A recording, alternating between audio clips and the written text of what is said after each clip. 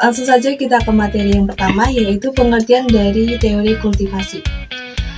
Teori kultivasi atau The Cultivation Theory adalah teori sosial yang meneliti efek jangka panjang dari televisi pada halayak. Teori ini merupakan salah satu teori komunikasi massa dikembangkan oleh George Gerbner dan Larry Gross dari University of Pennsylvania.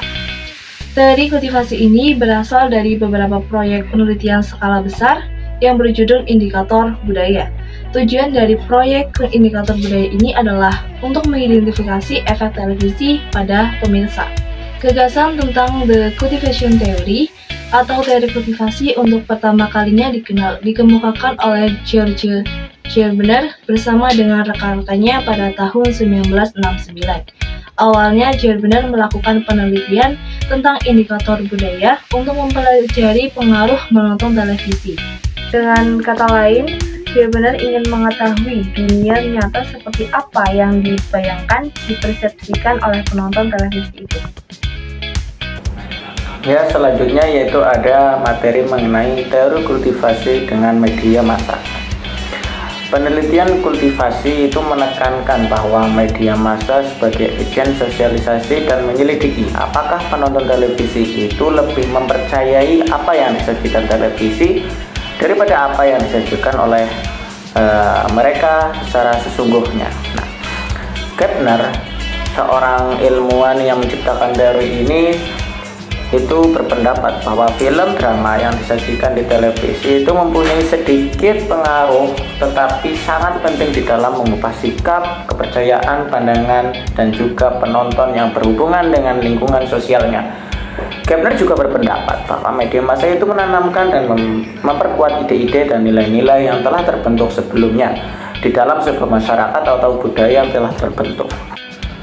Kemudian media massa itu juga mempertahankan dan menyebarluaskan nilai-nilai tersebut sehingga di antara anggota-anggota kebudayaan tersebut dan mengikatnya menjadi sebuah kesatuan. Gerbner juga menyebutkan bahwa teori kultivasi ini sebagai efek mainstreaming atau efek yang tendensius. Gerbner dan kawan-kawannya memperkenalkan faktor-faktor mainstreaming dan resonance.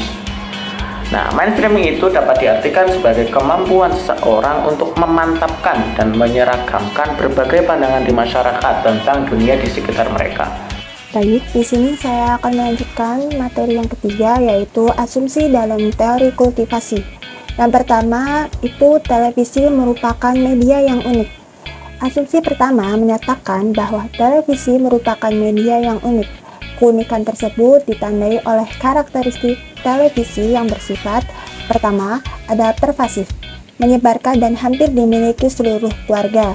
Yang kedua, ada accessible, dapat diakses tanpa memerlukan kemampuan literasi atau keahlian lain. Dan yang ketiga, ada koheren, mempresentasikan pesan dengan dasar yang sama tentang masyarakat, melintasi program dan waktu. Kemudian yang kedua, semakin banyak seseorang menghabiskan waktu untuk menonton televisi, semakin kuat kecenderungan orang tersebut menyamakan realitas televisi dengan realitas sosial. Jadi menurut asumsi ini, dunia nyata atau real world di sekitar penonton dipersamakan dengan dunia rekaan yang disajikan media tersebut atau symbol world. Dengan bahasa yang lebih sederhana, dapat dikatakan bahwa penonton mempersepsi apapun yang disajikan televisi sebagai kenyataan sebenarnya.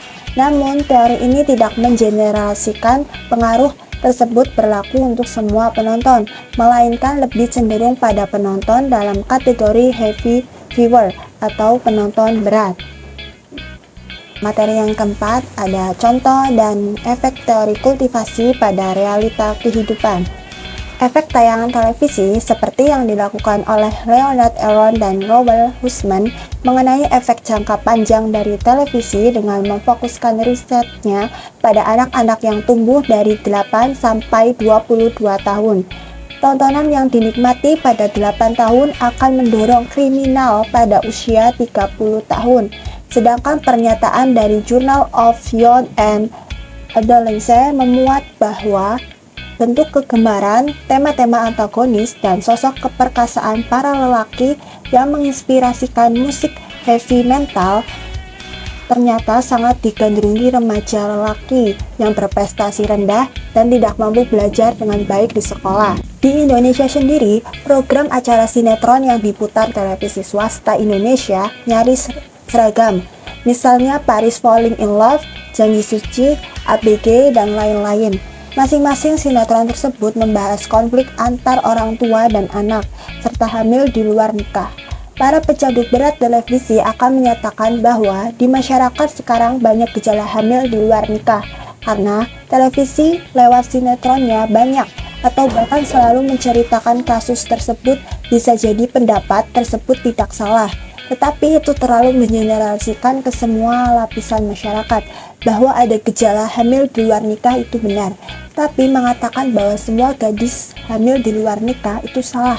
Para pecandu sinetron ini sangat percaya bahwa apa yang terjadi pada masyarakat itulah seperti yang dicerminkan dalam sinetron-sinetron, termasuk di sini konflik antar orang tua dan anak.